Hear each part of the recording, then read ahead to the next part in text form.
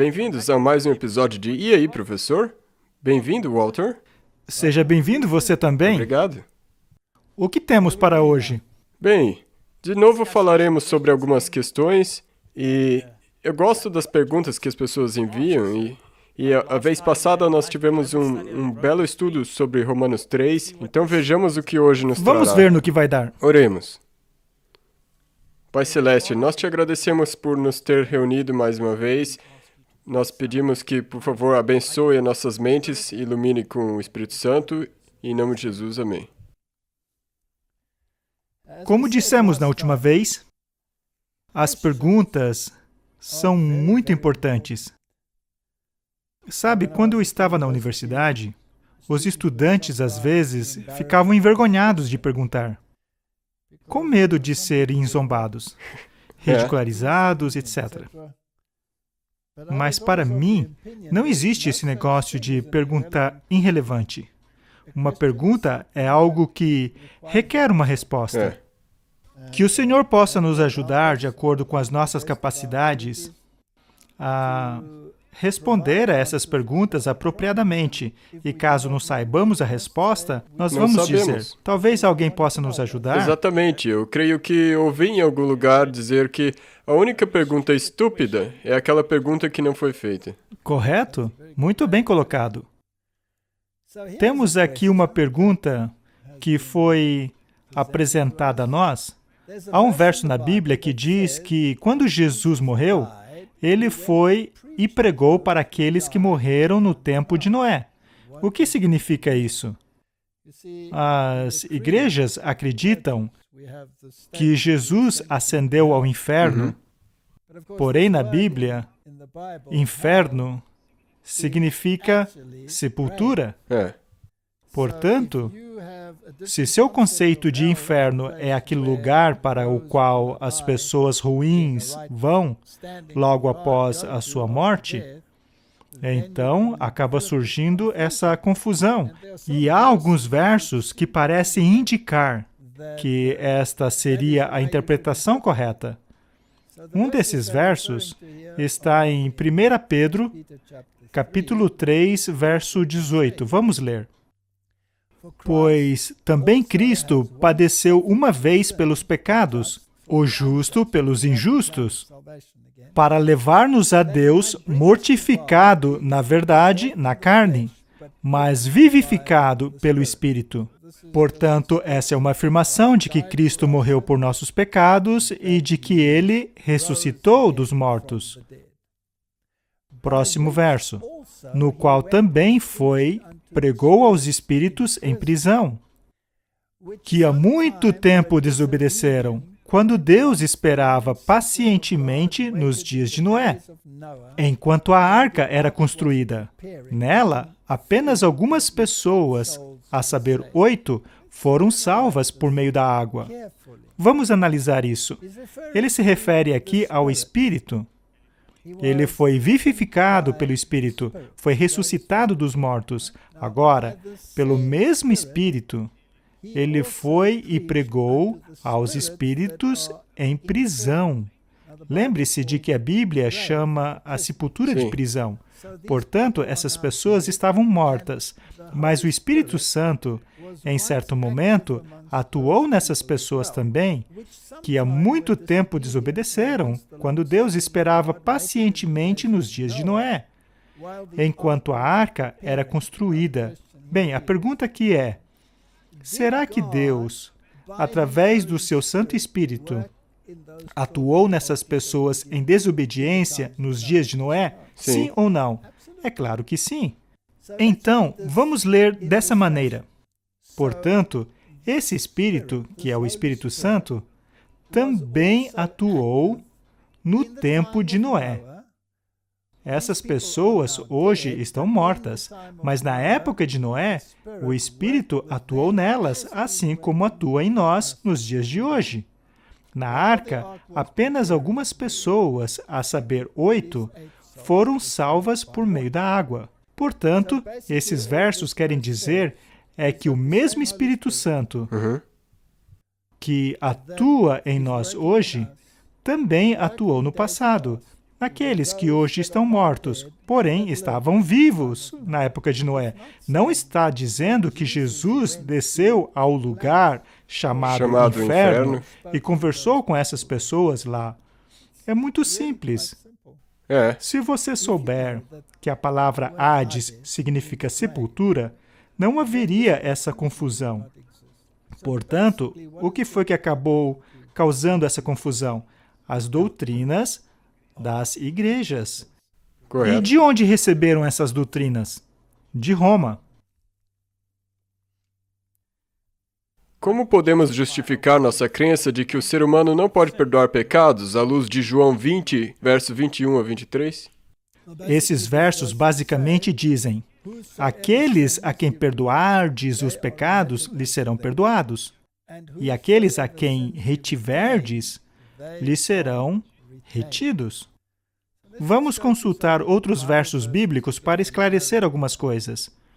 Lucas, capítulo 5, verso 21 diz: E os escribas e fariseus começaram a razoar, dizendo: Quem é este que diz blasfêmias? Quem pode perdoar pecados, senão apenas Deus? Ou seja, naquela época era conhecimento comum que apenas Deus pode perdoar pecados. E uma vez que Jesus disse àquela pessoa, seus pecados estão perdoados, isso foi considerado blasfêmia. Então, a conclusão é, apenas Deus perdoa pecados. Portanto, temos que interpretar os outros versos à luz deste. O apóstolo Paulo também fala sobre este assunto. Ele diz: Vocês não sabem que julgaremos até os anjos? Será então que vocês não são capazes de julgar até mesmo as pequenas coisas que ocorrem dentro de uma igreja? Então, o que Jesus quis dizer é que se a igreja julgar alguma questão simples, por exemplo, se um homem for pego em adultério, a igreja, então, tem o direito de julgar o caso e dizer: este indivíduo precisa ser disciplinado, ele transgrediu a lei de Deus. E caso ele não faça a coisa certa, caso ele não reconheça isso e volte a estar em harmonia com os princípios de Deus, ele permanece excluído. Vamos supor que ele passou a morar com outra pessoa enquanto ainda casado. Ele está em transgressão. E a igreja, sabendo das normas, dirá: com licença, mas você está em observação, ok? E caso ele se arrependa e faça a coisa certa, a igreja vai aceitá-lo de volta.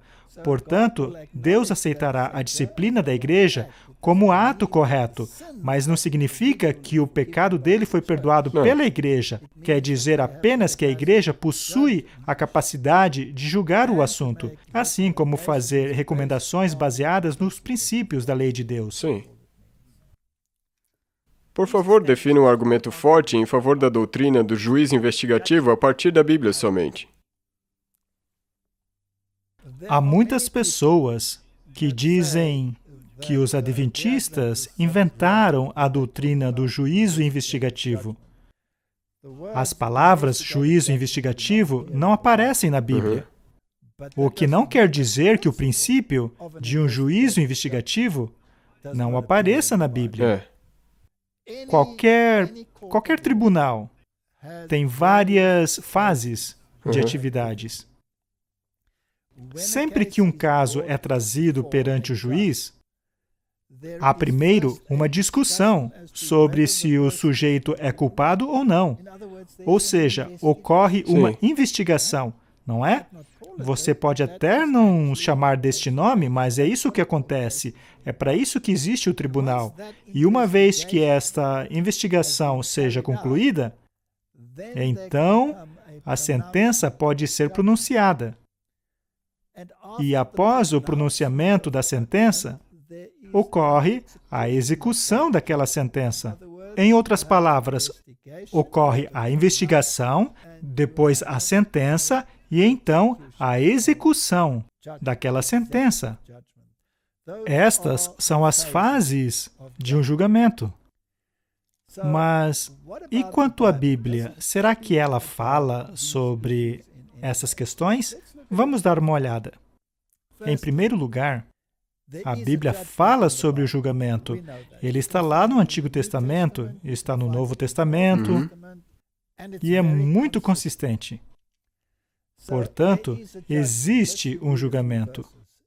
Eclesiastes 12, versos 13, de tudo o que se tem ouvido, o fim é: teme a Deus e guarda os seus mandamentos, porque isso é dever de todo homem. Porque Deus há de trazer a juízo todas as obras, até tudo o que está encoberto, quer seja bom, quer seja mal. Haverá um julgamento, certo? Com certeza. E quem será o juiz desse julgamento? Deus. Em segundo lugar, o julgamento é para todos os homens. Romanos 14, verso 10.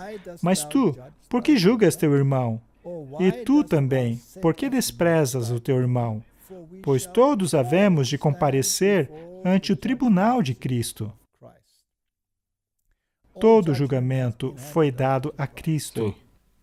Mas, sob um aspecto muito interessante, o próprio Cristo também está sendo julgado, porque houve uma guerra no céu. E Satanás acusou o governo de Deus, ou seja, acusou a Jesus Cristo de praticar injustiça ao expulsá-lo do céu e prover a redenção para Adão e Eva. Sim. Então Cristo e sua justiça, o seu bom agir, também estão sendo julgados em um certo sentido. O terceiro ponto é que o julgamento será tanto para os justos como para os perversos. Eclesiastes 3:17 diz: Eu disse no meu coração, Deus julgará o justo e o ímpio, porque há um tempo para todo o propósito e para toda a obra. Portanto, serão julgados os justos e o ímpio. Jesus mencionou as ovelhas e os bodes, os peixes bons e os peixes ruins. Haverá uma separação. Portanto, haverá um julgamento. Sim. O julgamento será para os bons e os maus. Ninguém será excluído.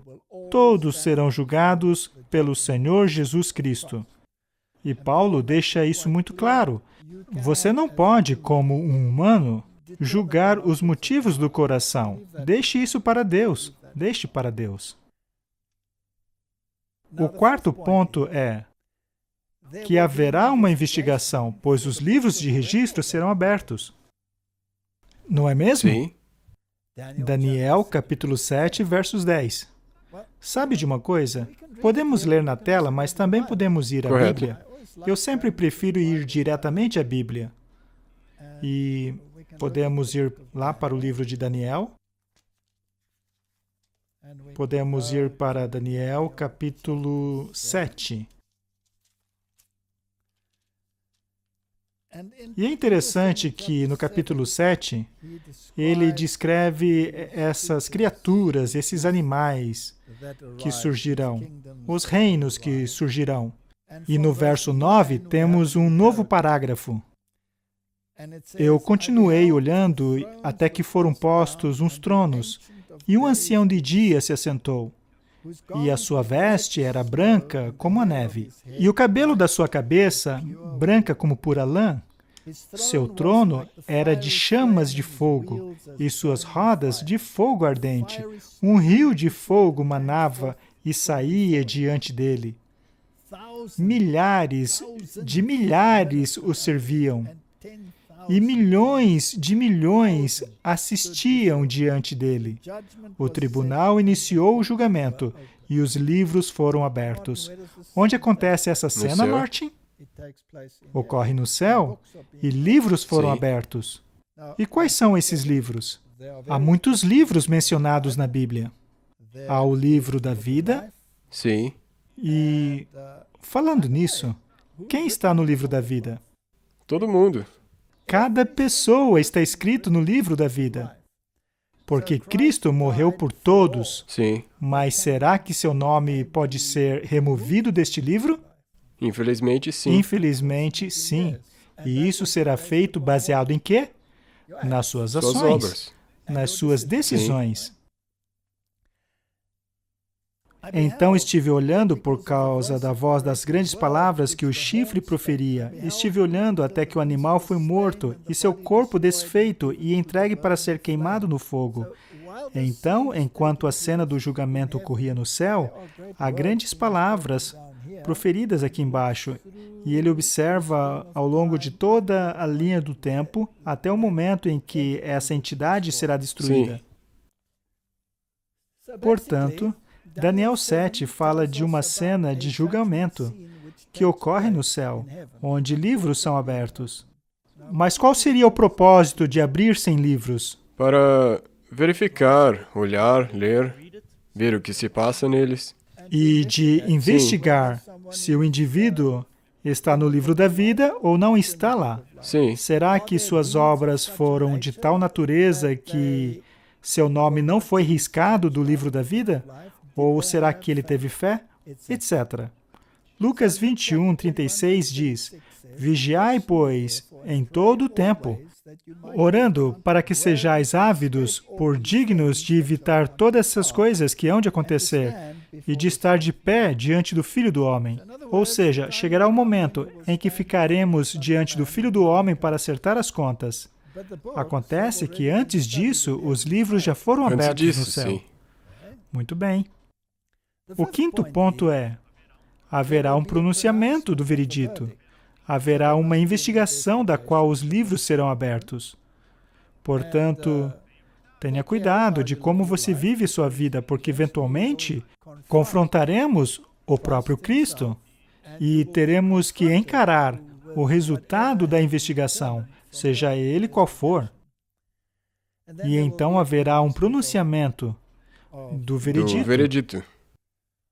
E algumas pessoas, ao ouvirem o veredito, dirão: Mas, Senhor, nós não fizemos todos esses milagres Em teu nome. no seu nome? E ele dirá: Apartai-vos de mim.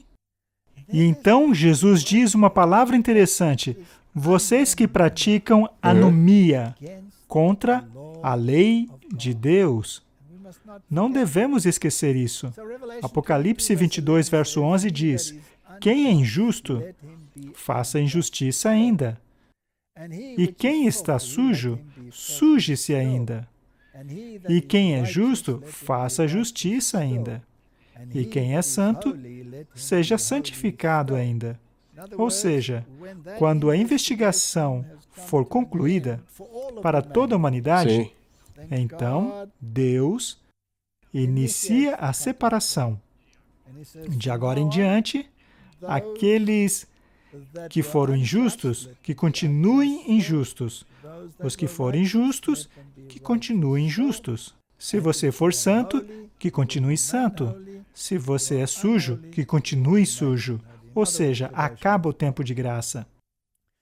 Esse é o desfecho final de toda a cena do julgamento.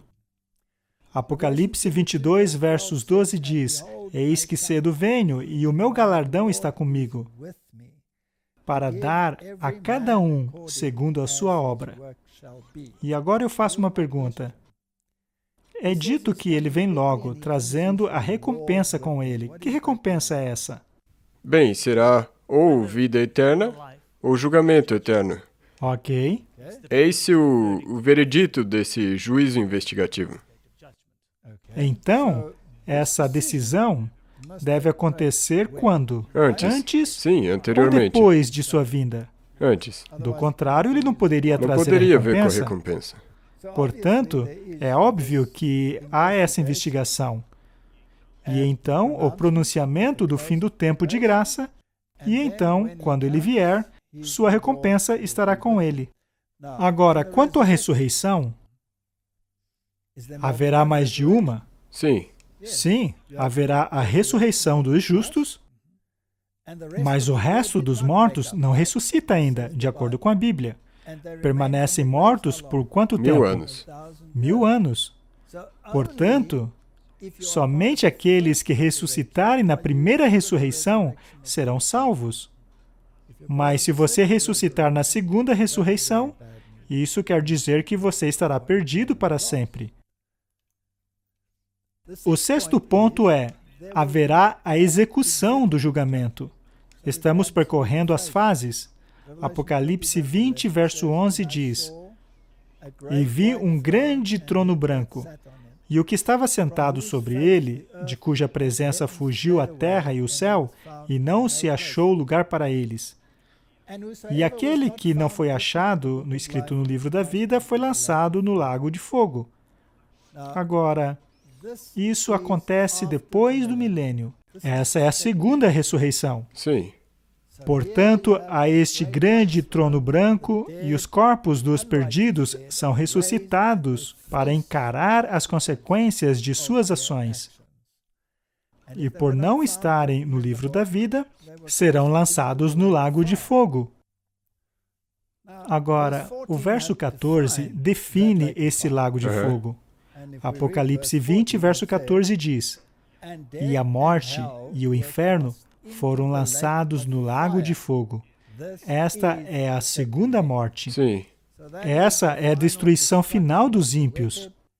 A segunda morte, da qual não haverá ressurreição. O sétimo ponto é: os justos serão purificados. Uhum. Você precisa ser purificado de suas transgressões, porque todos pecaram e foram destituídos da glória de Deus. Hebreus 12, versos 23 nos diz: A Assembleia Universal e a Igreja dos Primogênitos, que estão inscritos nos céus, e a Deus, como juiz de todos, e aos espíritos dos justos que foram aperfeiçoados. Ele está se referindo à igreja, dizendo: aqui estão indivíduos que não são mais injustos, mas foram declarados justos. Agora, precisamos tomar muito cuidado de como estudamos isso. Agora, o ponto 8. Vamos lá. Os justos serão declarados dignos antes da segunda vinda de Cristo. Isto deve acontecer antes da segunda vinda de Cristo. Do contrário, não poderia haver uma recompensa, nem a ressurreição dos justos, porque antes precisam ser declarados justos. Senão você teria que ressuscitar a todos e então declarar, e o resto teria que morrer. Isso. E não é assim que acontece. Ocorre apenas a ressurreição dos justos, e são declarados justos. É importante estudarmos isso com cautela. Lucas, capítulos 20, a partir do verso 34 diz: E respondendo Jesus, disse-lhes: Os filhos deste mundo casam-se e dão-se em casamento. Porém, os que forem havidos por dignos de alcançar o mundo vindouro e a ressurreição dentre os mortos, não hão de casar e nem ser dados em casamentos. Não vamos usar esses versos para falar de casamento ou como o casamento será no céu, ok? O ponto que queremos frisar é: havidos por dignos de alcançar o mundo vindouro e a ressurreição dentre os mortos. Portanto, devem ser declarados dignos. Sim. E o que quer dizer isso? Significa que tem que ter havido um estudo para ver se você é digno. É necessário uma investigação a fim de verificar se você é digno. Continuando, Lucas 21, 36 diz: Vigiai, pois, em todo o tempo, orando, para que sejais havidos por dignos de evitar todas essas coisas que hão de acontecer e estarem de pé diante do Filho do Homem. Nessa investigação, você deve ser declarado digno. Do contrário, você não poderá fazer parte da primeira ressurreição. Vamos dar uma olhada na expressão declarados dignos. O que a Bíblia quer dizer? A palavra é kataxio. Esta é a concordância no dicionário: ser julgado como inteiramente merecedor, declarado digno. De acordo com Mountain e Milligan, essa palavra grega não significa fazer digno, mas contar como digno. E aí está, mais uma vez, a diferença entre o catolicismo e o protestantismo. O catolicismo ensina que você é feito digno, mas o protestantismo ensina que você é declarado digno. Ou seja, quer dizer que a justiça é imputada a você. É uma justiça que você se apropria pela fé, Uhum. que então faz você ser declarado digno. Então, o dom é sempre um presente dado pelo doador, e não algo conquistado por mérito próprio. Se trata de uma justiça alheia a você, imputada a você, para que nenhum homem possa se vangloriar. Correto. Portanto, eu espero que isso responda à pergunta sobre se há ou não um juízo investigativo. E espero que também responda que esse juízo investigativo é anterior à segunda volta de Jesus. Precisa ser antes, do contrário, não poderia haver uma ressurreição dos justos separadas das dos Correto. injustos. A falsificação que Satanás fará da segunda volta de Jesus ocorrerá antes ou depois do fechamento da porta da graça? Haveria algum sentido em enganar as pessoas depois do fim do tempo de graça? Não. Não. Portanto, qualquer mecanismo de engano que induza as pessoas a seguirem uma falsa doutrina deve acontecer antes do fim do tempo de graça.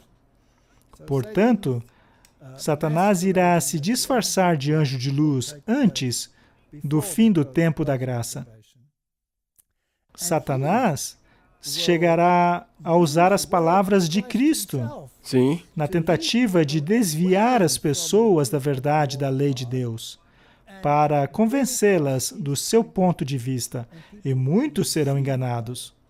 Mas aqueles que conhecem as suas Bíblias sabem que Jesus não voltará desta maneira. Correto. Em primeiro lugar, a Bíblia diz que os justos encontrarão Jesus nos céus, ou seja, ele não tocará essa terra com Sim. seus pés, enquanto que Satanás visitará várias partes do mundo, caminhando aqui e ali. E suas palavras serão contrárias às palavras de Deus. Ele dirá, por exemplo, que o sábado foi alterado, mas não há nada na Bíblia que afirme isso. E isso não pode ser levado na brincadeira, porque ele fará de tal maneira que será muito difícil de distinguir. Você tem de estar firmado e ancorado. Com certeza, ele é o mestre do engano. Ele foi um mentiroso desde o início. O que significa andar no Espírito? Gálatas 5, verso 16. Bem, em Colossenses 1, versos 27, diz: aos quais Deus quis fazer conhecer quais são as riquezas da glória desse mistério entre os gentios, que é Cristo em vós, esperança da glória. Ou seja, o que quer dizer andar no Espírito? Ter Cristo em... Quer dizer ter Cristo em você. E quem é que faz as boas obras quando Cristo está em você? É Cristo, trabalhando através de você. Ele é a esperança da glória. E será que Jesus pode estar em desarmonia com seus próprios ensinos? Em outras palavras, qual é o critério para determinar se alguém está em espírito ou não? Se essa pessoa guarda a lei e anda de acordo com a Bíblia. Andando de acordo com a Bíblia, fazendo o que a Bíblia diz, pois é isso que Jesus veio fazer. Ele foi a encarnação da lei. Portanto, se você quer saber se alguém foi justificado ou não, e se ele está de acordo com o Espírito, você deve se perguntar, assim como Tiago, se as obras não estiverem em harmonia com o Espírito, portanto, ele não está andando no Espírito. A Bíblia deixa isso muito claro em Atos capítulo 5. Deus concede seu Santo Espírito para aqueles que obedecem. Correto. Esse é o critério para saber se alguém está andando no Espírito. É pelos frutos que se saberá. A obediência sem o amor e fé também é inútil. É inútil. Não foi você que uma vez disse que não são as pessoas boas que vão para o céu, mas As são pessoas as obedientes obedientes que vão para lá? E as pessoas não gostam dessa declaração porque soa legalista. Sim.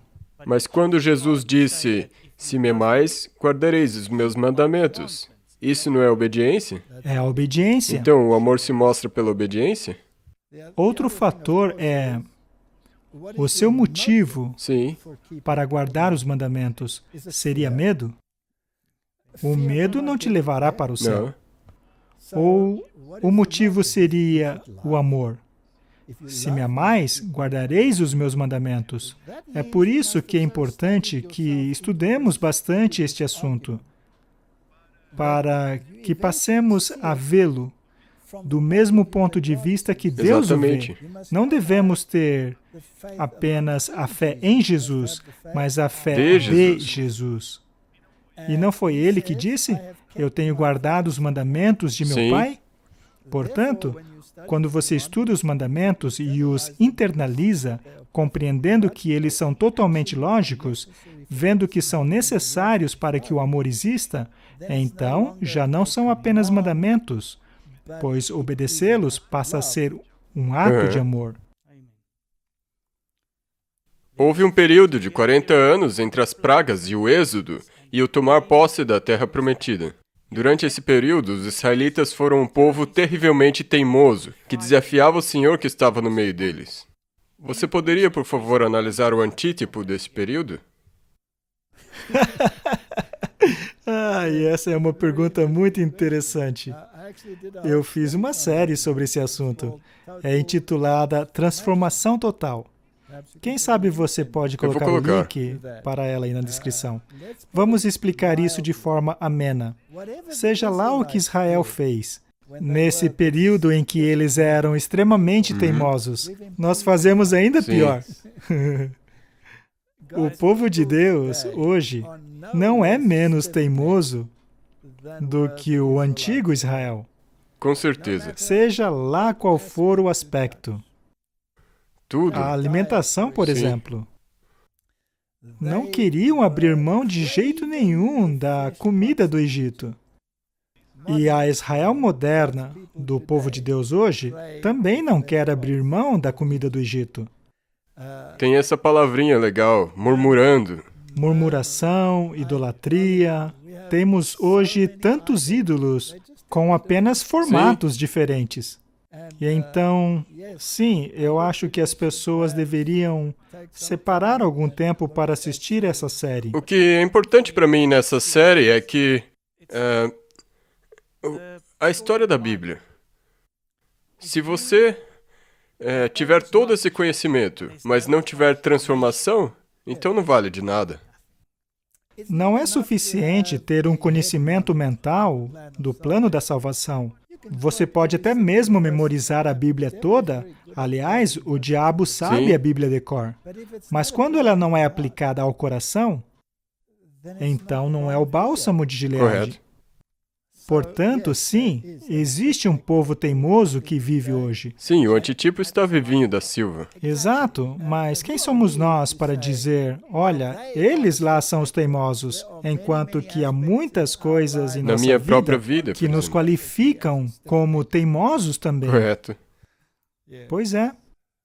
Você poderia, por favor, falar do segundo grande êxodo e quão perto nós estamos dele? Muito bem. Como foi o primeiro êxodo? Foi uma salvação da escravidão física, não é? Mas o que é o segundo êxodo? É a salvação da escravidão espiritual, Aham. escravidão do pecado. Portanto, há um êxodo que deve acontecer na sua vida pessoal. Quando se aceita o Evangelho, ocorre então um êxodo da escravidão do pecado para a salvação que é oferecida a você por Cristo. Isso ocorre em um nível individual. Porém, há também a salvação coletiva. Assim como o Israel, como nação, foi liberta da escravidão do Egito, que serve como um tipo do povo de Deus que, ao final, será liberto também dessa escravidão. Saia da Babilônia, ou seja, da escravidão do pecado. Babilônia quer dizer Sim. confusão. E sincretismo essa mistura entre Com o erro, certo sim. e o errado. Deus diz, saia dessa confusão, pois ela se tornou casa de demônios, casa de toda ave detestável e imunda, ou seja, do falso Aham. Espírito Santo, que o leva à rebelião contra a lei de Deus, ao invés de levá-lo à harmonia com a lei de Deus. Então, saia dela, para que você não participe de suas pragas em julgamento. E a norma desse julgamento, como já Sim. vimos aqui, é a lei de Sim, a Deus. transgressão dela. Sai dela, povo meu. E durante esse último chamado, um pouco antes do fim do tempo da graça, nós, como povo de Deus, basicamente estamos em Baal Peor. É, Naquele grande momento em que ocorre a grande apostasia, mesmo dentro da igreja, que resultará numa separação, até mesmo dentro da igreja, para depois disso chegarmos a Canaã, quando o povo de Deus irá para Canaã celestial, uma vez que o tempo de graça termine, que as pragas tenham caído e Cristo finalmente retorne. Portanto, há um êxodo individual e coletivo. e quão perto você acha que nós estamos disso? Já estamos às portas, não é mesmo? Amém. Fizeram uma declaração que eu achei muito bonita, talvez nós podemos falar sobre ela. O título é A Justificação pela Fé. E essa pessoa disse, minha esposa e eu temos lido o grande conflito ultimamente, e eu acabo de perceber que existe uma linha constante de justificação pela fé, que pode ser seguida desde Adão e Eva, Caim e Abel, passando pela Idade Média, a época da Reforma, até a nós hoje. E esse é o tema mais ferozmente atacado por Satanás durante todas as eras. Absolutamente na mosca. A justificação pela fé é contrária à natureza humana. Nós não gostamos de reconhecer a nossa incapacidade.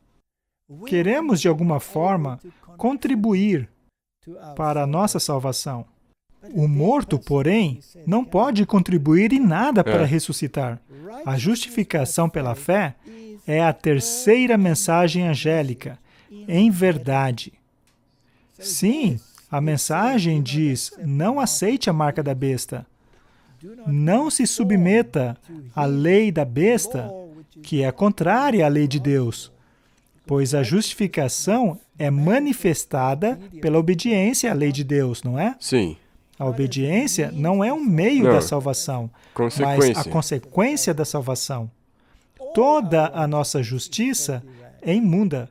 E esta é uma verdade linda, a de que Deus aceitou vir aqui tomar o lugar de um pecador morto em transgressão, sofrer Ele mesmo as coisas que eu deveria sofrer, pagar esse preço e então oferecer a vida eterna de volta para mim, sob a condição da justificação pela fé, e só pela fé, não por obras, para que eu não possa me gloriar em nada a não ser na justiça de Cristo. Essa é a beleza da salvação. Essa é a mensagem bíblica. E é uma mensagem que a maioria do mundo não quer aceitar. E o que me deixa horrorizado é que o mundo protestante corrompeu essa doutrina ao assinar aquela declaração conjunta sobre justificação com a Igreja Católica, pois agora, como você sabe, somos salvos apenas pela graça e não mais pela fé. E pelas obras de Cristo, pelas obras salvíficas e não de Cristo. mais pelo sangue de Cristo. O fato de que os protestantes assinaram isso me deixa de queixo caído. A justificação pela fé não nega, como nós já dissemos antes, guardar a lei. Correto? Não está em Hebreus a história sobre Abraão e como ele guardou sua fé, e também a Bíblia diz que Abraão guardou os mandamentos. Muito bem, vamos para esse verso. Acho que é Gênesis capítulo 26. verso 5. Diz assim: porquanto Abraão obedeceu à minha voz e guardou os meus mandamentos, os meus preceitos, os meus estatutos e a minha lei. Se Abraão foi salvo apenas pela fé, então que mandamento e estatutos e leis ele guardou aqui? A fé dele foi aperfeiçoada pelas obras. Como o livro de Judas diz. Vamos para Hebreus agora. E antes de irmos até aí, eu queria mencionar que isso foi antes do Sinai. Isso mesmo. Então, não é a mesma lei que Moisés deu aos israelitas. Aham. Desculpe, ela é a mesma lei, mas isso quer dizer que ela já se aplicava desde antes de ser pronunciada no Correto, Sinai. sabemos que a lei já existia antes. Pois quando Deus os libertou do Egito, Ele disse, vou testá-los para ver se andam conforme as minhas leis ou não. E, como você sabe, o maná caiu de uma maneira de forma a salientar a importância do sábado antes mesmo Sim. de chegarem ao Monte Sinai. Agora vamos para Hebreus. No capítulo 1 diz exatamente quem é Jesus Cristo. É um capítulo muito bonito. É provavelmente um dos capítulos mais bonitos da Bíblia. Há tanta profundidade. Eu acho que em algum próximo episódio, talvez você poderia nos guiar pelo livro de Hebreus. Talvez devêssemos estudar juntos esse livro, mas o primeiro capítulo diz quem é Jesus. O primeiro capítulo diz que ele é o Criador, que ele é o Filho exaltado de Deus. Aquele a quem Deus disse, assenta-te à minha destra, até que ponha os teus inimigos por escabelos dos teus pés. Os anjos não são, porventura, espíritos ministradores enviados para servirem a favor daqueles que hão de herdar a salvação? A natureza exaltada do Filho de Deus é descrita aqui no capítulo 1, mas não vamos ver todos os detalhes agora. E o capítulo 2 fala sobre essa grande salvação. Verso 3. Como escaparemos se negligenciarmos tão grande salvação? A salvação será o estudo da eternidade, a qual, começando a ser anunciada pelo Senhor, foi-nos depois confirmada pelos que a ouviram, os discípulos. Eles a confirmaram. E no verso 10, porque convinha que aquele para quem são todas as coisas e mediante a quem tudo existe, trazendo muitos filhos à glória, consagraste pelas aflições o príncipe da salvação deles. Jesus sofreu muito por causa de nós. Verso 14. E visto como os filhos participam da carne e do sangue, também ele participou das mesmas coisas, para que pela morte aniquilasse aquele que tinha o império da morte, ou seja, o diabo. E então, no verso 15, ele nos fala de Abraão. Diz assim, porque, na verdade, ele não tomou os anjos, mas tomou a descendência de Abraão. Ou seja, Cristo tornou-se totalmente humano para identificar-se com a humanidade e pagar o preço por ela. É uma pena que muitas das traduções modernas pervertem o verso 16, dizendo, pois é claro que não é anjos que lhe ajuda. Mas essa tradução aqui, na King James, é tão precisa, porque, na verdade, ele não tomou os anjos, mas tomou a descendência de Abraão. Vamos agora ao grande capítulo da fé, capítulo 11. Nós já falamos sobre esse capítulo muitas e muitas vezes. Eu sempre falo dele. Acho que podemos pregar sermões ilimitados com o primeiro verso. Ora, a fé é o firme fundamento das coisas que se esperam e a prova das coisas que não se veem. Eu sempre digo que esse é o verso mais simplório da Bíblia, se ficarmos na superfície. Correto. Mas ele é, na verdade, o verso mais importante da Bíblia, porque o verso 6 diz que sem fé é impossível agradar a Deus. Se a fé é o fundamento das coisas que se esperam e a prova das coisas que não se veem, então a fé é algo que, por definição, não é baseada no que se vê, Não. mas no que se crê. Eu sempre uso o exemplo de um tribunal de justiça, no qual o juiz chama as testemunhas para a frente e diz: conte-nos o seu testemunho, diga-nos o que viu. E a testemunha diz assim: Vossa Excelência, vou dizer o que não vi. Ora, o que o juiz diria? Me desculpe, mas... Desculpe, mas o que você está fazendo aqui está desperdiçando meu tempo. Então, como algo que se espera pode ter substância? Uhum. Não se pode esperar por algo e ter essa substância ao mesmo tempo. Porque substância implica que aquilo que você espera já está lá, já existe. Não se pode ter esperança de dirigir uma Ferrari se ela já existe. Se você já tem, não se pode agarrar-se a uma esperança se você já tem aquilo que espera. Correto. Não. Portanto, a fé é baseada em alguma coisa que você sabe que vai acontecer, mas ainda não aconteceu. Mas ainda não aconteceu.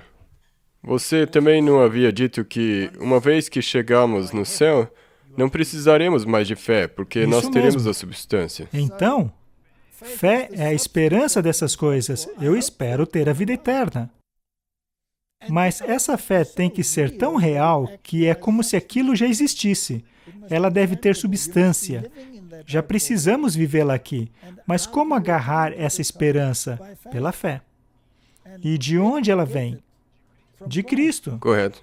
Devemos nos apropriar da justiça dele. E pela fé, devemos crer que ele já nos imputou sua justiça.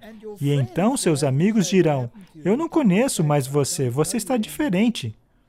Deve haver uma mudança. Uma transformação. Sem transformação, não há evidência alguma de que você conhece a Cristo. Pois por ela, os antigos alcançaram testemunho. Pela fé, entendemos que os mundos foram criados pela palavra de Deus, de maneira que aquilo que se vê não foi feito do que é aparente. Ou seja, que ele criou as coisas do nada, que ele falou e existiu. Você acredita nisso? Sim. Então, pelo jeito, os cientistas têm muita sim. fé, porque acreditam que o Big Bang veio do nada. veio do nada. Eles também têm fé. Eles não deveriam humilhar aqueles que creem na Bíblia, pois a teoria deles é tão improvável quanto a Na nossa. verdade, também é fé. É fé. Não é ciência de jeito nenhum. Mas tento empurrar como Verdade. ciência. Eu não tenho problema com a ciência. Meu problema é com a filosofia da ciência. Pela fé, Abel ofereceu a Deus o maior sacrifício do que Caim. Essa questão é pertinente a isso. Nós temos Adão ali, Eva, Caim, Abel. A Bíblia diz claramente que o sacrifício de Abel foi superior ao sacrifício de Caim. Por quê? Porque ele obedeceu. Porque ele se apropriou de uma justiça que estava fora dele mesmo. O cordeiro que ele ofereceu é o meu substituto. Sim, Justificação pela fé. ele não confiou em si mesmo. Ele confiou numa fonte externa. É isso mesmo. Ele foi salvo pelo sangue daquele cordeiro. Mas o que Caim trouxe? Nas obras de suas mãos, As obras de suas mãos. E qual deles foi superior? o de Abel foi o correto. Ok? Agora, no mundo de hoje, temos esses dois sistemas religiosos lado a lado? Sim, E você sabia que apenas o protestantismo, que não passa de uma fração das religiões do mundo, uma pequenina fração, mesmo dentro do cristianismo, se apropria da justiça de Cristo como Abel fez, pois o resto do mundo oferece um sacrifício de obras. Sim. O que é triste, não é? É. Pela fé, Enoque foi transladado para não ver a morte, e não foi achado porque Deus o transladara. Visto como antes da sua transladação, alcançou o testemunho de que agradara a Deus. Aqui temos a questão da morte e da ressurreição, que também são negadas pelo mundo hoje. Sim. O mundo crê que quando se morre, vamos direto para o céu. Mas aqui é dito claramente que Enoque foi trasladado vivo para o céu. Os demais morrerão e terão que aguardar a ressurreição. Sim. Mas o mundo hoje não crê assim. Não. Seria essa a fé de Jesus? Não. Não. Você precisa acreditar no que a Bíblia Exatamente. diz para ter a fé de Jesus. Pois sem fé é impossível agradar a Ele. Porque é necessário que aquele que se aproxima de Deus creia que Ele exista e que é o recompensador dos que os buscam. A justificação pela fé é o coração da salvação. E mesmo entre as fileiras dos crentes, ocorre a batalha entre o método de Caim e o método de Abel. Haverá essa luta até os momentos finais da história dessa terra. A justificação pela fé é o coração da terceira mensagem angélica. Foi pela fé que Noé, ele construiu uma arca. Isso é um ato de fé. Correto. E o mundo acredita nisso hoje? Não. Não. O mundo tem fé? Não. Sem fé é impossível agradar a Deus. Será então que o mundo agrada a Deus ao negar o dilúvio e defender a teoria da evolução? Não. Não Não. mesmo. Então o verso a que você se referiu foi pela fé que Abraão, sendo chamado, obedeceu, indo para um lugar que havia de receber por herança, e saiu sem saber para onde iria. Então o que foi que ele fez com a sua fé? Ele agiu. E obedeceu. E por acaso Abraão recebeu a promessa? Não. Não, ele era um estrangeiro, morando em meio a estranhos. Exatamente. E mesmo com relação ao lugar onde ele foi enterrado, ele recebeu como presente ou precisou comprá-lo? Ele teve que comprar. Foi oferecido a ele. Mas ele disse não. comprou. Pagou por ele. Portanto, nenhuma dessas pessoas recebeu a promessa. Continuando, pela fé habitou na terra da promessa, como em terra alheia, morando em cabanas com Isaque e Jacó, herdeiros com ele da mesma promessa, sem substância. Mas pela fé eles tinham a substância, mesmo que não pudessem tocá-la. E veja, aqui está um outro ponto. Porque ele esperava a cidade que tem fundamentos, da qual o artífice construtor é Deus. Será que existe uma cidade no céu, da qual Deus é o arquiteto e construtor? Sim. Isso está em harmonia com a Bíblia? Sim. O livro de Apocalipse não nos diz que haverá nova Jerusalém que descerá dos céus, adornada como uma noiva? Correto. Mas o mundo crê nisso? Não. Eles querem um reino terrestre. Querem um reino terreno. Mas nós queremos um reino celestial. Vamos voltar àquele verso de João, capítulo 14. Nós já o lemos tantas vezes que... Mas esse é o cerne da questão. Nós precisamos saber isso de memória.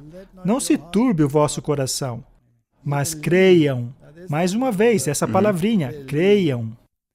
Creiam em Deus, creiam também em mim, pois na casa de meu pai há muitas moradas. Se não fosse assim, eu vou-lo teria dito. E eu vou para preparar um lugar para vocês. Seria esse um lugar real ou um lugar espiritual? Não, é um lugar real. cujo arquiteto e o edificador é Deus. é Deus. E quando eu for e vos preparar lugar, virei outra vez, e vos levarei para mim mesmo, para que onde eu estiver estejais vós também. Mesmo vós sabeis para onde eu vou, e conheceis o caminho. Qual é o caminho? A verdade e a vida, Jesus. Ele é o caminho, a verdade e a vida. A justificação pela fé é o único caminho para nos apropriar da salvação e nos tornarmos herdeiros da promessa. E a partir da sua fé, emana a sua obediência. Mais um verso. Vá para Isaías, capítulo 58. Achou? Sim. Verso 13. Vamos ler o 13 e o 14. Os últimos dois versos de Isaías 58. Se desviares os teus pés do sábado, de fazeres a tua vontade no meu santo dia, e chamares o sábado deleitoso, e o santo dia do Senhor digno de honra, e honrares não seguindo seus caminhos, nem pretendendo fazer a tua própria vontade, nem falando as suas próprias palavras, então, essa palavra é importante. Então, Depois de todas essas coisas, te deleitarás no Senhor, e eu te farei cavalgar nas alturas da terra, e te sustentarei com a herança de teu pai Jacó, porque a boca do Senhor assim o disse. Qual é a herança de Jacó, Martin? vida eterna. Essa é a herança de Jacó. Mas junto a isso, ele também herdaria Canaã. Sim. Esta aqui é a Canaã típica, mas nós estamos nos referindo à Canaã antitípica. Agora é uma outra questão. Teria o sábado um importantíssimo papel nessa questão da fé? Sim. Vamos recapitular. Será que o mundo acredita na história de Noé, como conta a Bíblia? Não. Não. Não, nós vimos que na verdade é considerado uma O conspiração. mundo acredita no relato da criação? Não. Essa é a primeira afirmação no livro de Hebreus, capítulo 11, que o mundo foi criado, não é? E qual seria o símbolo disso? O sábado. A guarda do sábado seria obras ou um reconhecimento de uma obra que Jesus já completou tanto na criação quanto na redenção? Exatamente, é um reconhecimento. Faz parte da justificação pela É fé. inseparável. Não se pode separar. Que Deus nos dê sabedoria para diferenciarmos a salvação pelas obras da salvação pela fé. E para vermos o sábado como o memorial da nossa fé na criação e na salvação. Que Deus nos dê sabedoria. Vamos orar. Pai Celestial, Tua palavra é tão cheia de sabedoria que exige ser estudada. Eu oro para que o Teu Santo Espírito ilumine as mentes de todos aqueles que as estudam, para que compreendam a altura, a largura e profundidade da Sua palavra, que é para nós a salvação. Essa é a minha oração em nome de Jesus. Amém. Amém. Obrigado por assistir esse vídeo. Para se inscrever, clique aqui. Clique no sininho para receber notificações. Para assistir o próximo vídeo, clique aqui. Muito obrigado!